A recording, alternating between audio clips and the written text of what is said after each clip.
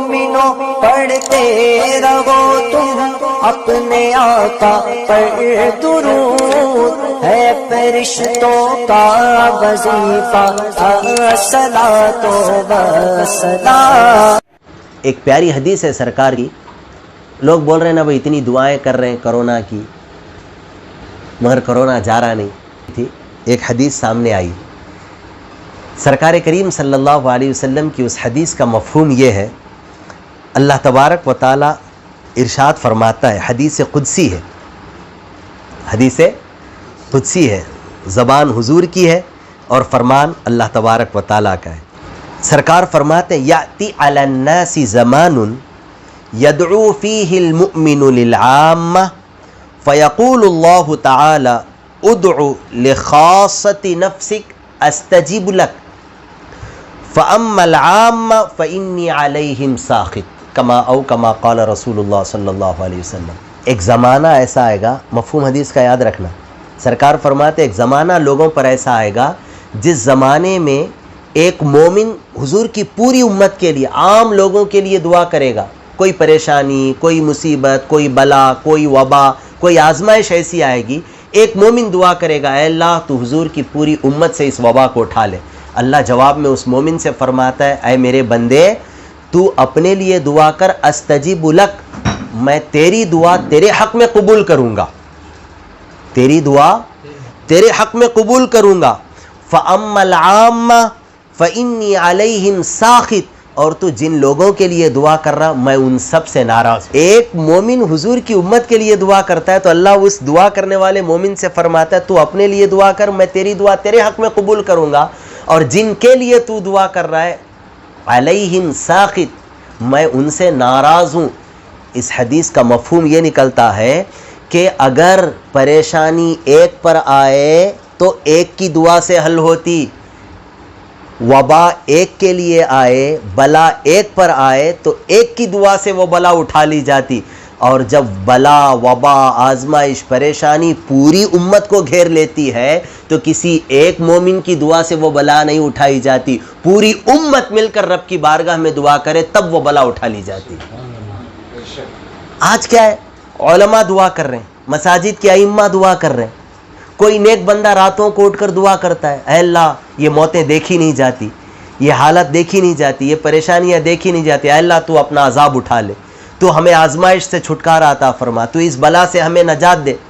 تو اللہ فرماتا ہے یہ تیرا ایک کا مسئلہ نہیں ہے، یہ پوری امت کو میں نے اس آزمائش میں مبتلا کر دیا، میں یہ چاہتا ہوں تو اکیلا نہیں پوری امت میری بارگاہ میں رجوع کرے تب میں سب کی دعا سب کے حق میں قبول کروں گا۔ آج حال یہی ہے، دیکھو آپ، میرے کو ذرا افسوس ہو رہا، مجھے ایسا لگ رہا کہ نہیں بھائی یہ اللہ کا عذاب ہے، آزمائش ہے، تہجد میں اٹھ کر ہم دعا کر رہے ہیں اے اللہ پوری امت مسلمہ کو کرونا وبا سے محفوظ فرما، ہم دعا کر رہے ہیں، ایک عالم دعا کر رہا، ایک نیک بندہ دعا کر رہا، مگر کیا ہو رہا، جو دعا کرنے والے دعا کر رہے ہیں اور جو نافرمانیاں کرنے والے وہ آج بھی نافرمانیوں میں ملوث ہیں، جو خدا سے غافل ہے وہ آج بھی خدا سے غافل ہے، جو خدا کی بندگی سے دور ہے وہ آج بھی خدا کی بندگی سے دور ہے۔ تو پھر ایسے کیسے ہو سکتا ہے کہ ایک مومن کی دعا پوری امت کے حق میں قبول کرے؟ نہیں، سرکار فرماتے ایک زمانہ ایسا آئے گا جس زمانے میں ایک مومن پوری امت کے لیے دعا کرے گا تو رب اسے فرماتا ہے تیرے لیے دعا کر، وہ دعا تیرے حق میں قبول کی جائے گی، اور میں ان تمام سے ناراض ہوں جب تک یہ اپنی کام کاج کو چھوڑ کر، اپنی مصروفیتوں کو چھوڑ کر، اپنی خوشیوں کو قربان کر کے میری بارگاہ میں حاضر ہو کر سجدہ ریز نہیں ہوں گے، اس وقت تک میں یہ بلا اٹھانے والا نہیں، اس وقت تک میں یہ وبا اٹھانے والا نہیں، اس وقت تک ان کی یہ پریشانیاں دور ہونے والی نہیں۔ بندہ یہ کیوں نہیں سوچتا، اور ہر بندہ یہ سوچے کہ یہ میرے عمل کی وجہ سے ایسا ہو رہا، یہ میرے عمل کی وجہ سے ایسا ہو رہا، میرے عمل کی وجہ سے ایسا ہو رہا، ہر بندہ اپنے بارے میں یہ غور کرے۔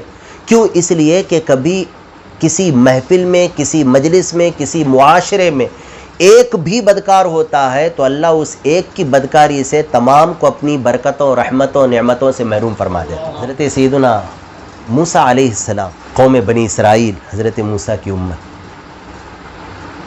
قوم بنی اسرائیل میں قحط پڑ گیا، ایک مرتبہ بارش بند ہو گئی، کھیت کھلیان سوکھنے لگے، جانور مرنے لگے، لوگ پیاسے ہو گئے، ہریالی، شادابی سب ختم ہو گئی۔ حضرت موسیٰ علیہ السلام 70,000 بنی اسرائیلیوں کو لے کر ایک میدان میں جمع ہو گئے. 70,000 بنی اسرائیلیوں کو لے کر ایک میدان میں جمع ہو گئے اور جمع ہو کر حضرت موسیٰ علیہ السلام نے رب کی بارگاہ میں دعا کی. موسیٰ کلیم اللہ ہے، جن کی دعاؤں کا حال یہ ہے کہ اللہ تبارک و تعالی جب آپ چاہتے رب سے ہم کلام ہونے کا ارادہ فرماتے تو رب اپنے کلام سے موسیٰ کو مشرف فرماتا تھا.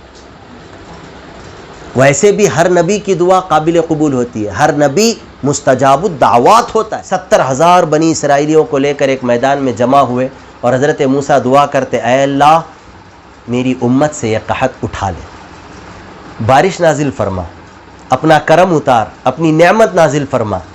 اللہ تعالیٰ ارشاد فرماتا، اے موسیٰ جتنے یہاں بیٹھے ہوئے ان میں ایک ایسا گنہگار ہے جس کی وجہ سے میری ان نعمتوں سے پوری قوم محروم ہے. ایک ایسا گنہگار ہے جس کی وجہ سے میں نے بارش کو روک رکھا ہے، جس کی وجہ سے میں نے اپنی نعمتوں سے پوری امت کو محروم کر دیا. ایک ایسا گنہگار ہے. اور پھر رب ارشاد فرماتا، اے موسیٰ تم اپنے قوم میں کھڑے ہو کر اعلان کر دو، تم میں جو خدا کا نافرمان ہے وہ اس محفل سے اٹھ کر چلا جائے، کیونکہ اس کی وجہ سے اللہ نے بارش کو روک رکھا ہے. وہ چلا جائے، اللہ بارش نازل فرمائے گا. 70,000 لوگوں میں سے ایک ایسا گنہگار ہے جس کی وجہ سے رب نے 70,000 لوگوں کو بارش کی نعمت سے محروم کر دیا. اور دعا کرنے والے ہیں موسیٰ کلیم اللہ. آپ عبرت دیکھو، اس کا مطلب یہ نہیں ہے کہ آپ کی دعا قابل قبول نہیں. یہاں ایک عبرت دی جا رہی ہے. قیامت تک آنے والے ہر بندے کو اس کے اندر ایک عبرت ہے. حدیث پاک ہے، حضرت موسیٰ علیہ السلام رب کا حکم پا کر اعلان فرماتے ہیں، اللہ کا فرمان ہے کہ تم میں ایک ایسا گنہگار ہے جس کی گناہوں کی وجہ سے اللہ نے پوری امت سے اپنی نعمت کو روک رکھا ہے، وہ اس محفل سے علیحدہ ہو جائے، وہ یہاں سے اٹھ کر چلا جائے. وہ جائے گا تو اللہ تعالیٰ بارش جیسی عظیم نعمت سے ہم تمام کو سرفراز فرمائے. موسیٰ علیہ السلام نے اعلان تو کر دیا، مگر جائے گا کون؟ وہ شخص جو گنہگار ہوتا ہے، وہ اپنے دل ہی دل میں رب کی بارگاہ میں رجوع ہو جاتا ہے اور عرض کرتا ہے، اے میرے مولا تیرا فرمان برحق ہے، میں جانتا ہوں میں ہی وہ گنہگار ہوں، مگر ان تمام سے اگر میں علیحدہ ہو جائے گا تو ان تمام کے بیچ میں رسوا ہو جاؤں گا اور دنیا یہ جان لے گی کہ میں ہی تیرا اتنا بڑا نافرمان ہوں کہ میری وجہ سے قحط آ گیا اور میری وجہ سے بارش روک دی گئی. اے اللہ میں سچے دل سے اپنے گناہوں سے توبہ کرتا ہوں، تو میری توبہ قبول فرما. بندہ دل ہی دل میں دعا کر لیتا، دل ہی دل میں توبہ کر لیتا. موسیٰ ابھی اعلان کر کے کچھ ہی دیر ہوئی ہوتی، موسلا دھار بارش ہونے لگتی، موسلا دھار بارش ہونے لگتی. سارا مجمع پریشان، حضرت موسیٰ علیہ السلام بھی حیرت زدہ، تعجب کہ کوئی بندہ گیا بھی نہیں محفل سے ہٹ کر، جتنے ہیں اتنے ہی ہیں. اعلان تو ہوا مگر کوئی بندہ نکلا بھی نہیں، اور اللہ کا یہ فرمان تھا کہ وہ بندے کو علیحدہ کر دو، میں بارش اتاروں گا. کوئی بندہ گیا بھی نہیں اور پھر بارش ہو گئی. حضرت موسیٰ علیہ السلام دوبارہ رب کی بارگاہ میں التجا کرتے ہیں، دوبارہ رب کی بارگاہ میں عرض کرتے، اے اللہ تیرا کوئی بندہ یہاں سے گیا ہی نہیں، پھر بھی تو نے اپنی نعمت سے ہم تمام کو سرفراز فرمایا، پھر بھی تو نے بارش اتاری. رب ارشاد فرماتا ہے، اے موسیٰ یہ بارش میں اس بندے کی توبہ سے خوش ہو کر عطا کیا ہوں. یہ بارش میں نے اس بندے کی توبہ سے خوش ہو کر میں نے یہ نعمت سے تم تمام کو سرفراز فرمایا. اس بندے نے میری بارگاہ میں رجوع کر لیا اور اس نے توبہ کر لی ہے، اس کی توبہ پر میں خوش ہو کر یہ نعمت میں تمہیں عطا کر رہا ہوں. اللہ کتنا رحیم، کتنا کریم ہے. ایک بندہ بھی سچے دل سے دل ہی دل میں بھی توبہ کرتا ہے تو اللہ تبارک و تعالیٰ اس کی توبہ بھی قبول فرما کر پوری امت کو اپنی نعمت سے سرفراز فرما رہا. آپ اندازہ لگاؤ، کبھی ایک گنہگار کی وجہ سے بھی پوری امت سے خدا اپنی نعمتوں کو چھین لیتا ہے. کبھی ایک مجرم کی وجہ سے بھی اپنی نعمتوں سے اللہ اپنی پوری بندوں کو محروم فرما دیتا ہے. تو ہر کوئی بندہ یہ سوچے کہ شاید یہ پریشانی میرے اعمال کی وجہ سے آ رہی، شاید میرے گناہوں کی وجہ سے ایسا ہو رہا ہو، شاید میری بدکاریوں کی وجہ سے ویسا. اور ایسا جب ہوگا تو ہر بندہ رب کی بارگاہ میں رجوع کرے گا. اب حال یہ ہے، ایک حساس آدمی، ایک دیندار آدمی یہ سمجھ رہا کہ میرے اعمال کی وجہ سے ایسا ہو رہا، وہ توبہ کر رہا، اور جو بدکار ہے وہ بدکاری دن بدن کرتا ہی جا رہا. جو بے نمازی ہے وہ بے نمازی اور بنتا جا رہا، جو گنہگار ہے وہ اور گنہگار ہوتا جا رہا. اور اللہ تعالیٰ اسے نعمتیں عطا فرما رہا، وہ سمجھ رہا ہے کہ یہ نعمتیں اس لیے دے رہا کہ میں راضی ہوں. نہیں، اللہ یہ نہیں چاہتا کہ تو اس کی بارگاہ میں جا کر توبہ کر، اسی لیے اللہ نے اپنی نعمتیں اتنی دے دی کہ تجھے اپنی یادوں سے دور کر دیا، اپنی بندگی سے دور کر دیا. اللہ یہ نہیں چاہتا کہ تو اس کی بارگاہ میں حاضر ہو جا. توبہ، استغفار، بندے کا اپنے رب کو پکارنا، یہ ایک ایسی عظیم نعمت ہے جس سے اللہ محبت فرماتا ہے، اسے ہی اپنی یادوں کا لطف عطا فرماتا ہے، اسے ہی اپنی بارگاہ میں رونے کا اعجاز عطا فرماتا ہے، اسے ہی اپنی بارگاہ میں آنسو بہانے کی توفیق عطا فرماتا ہے.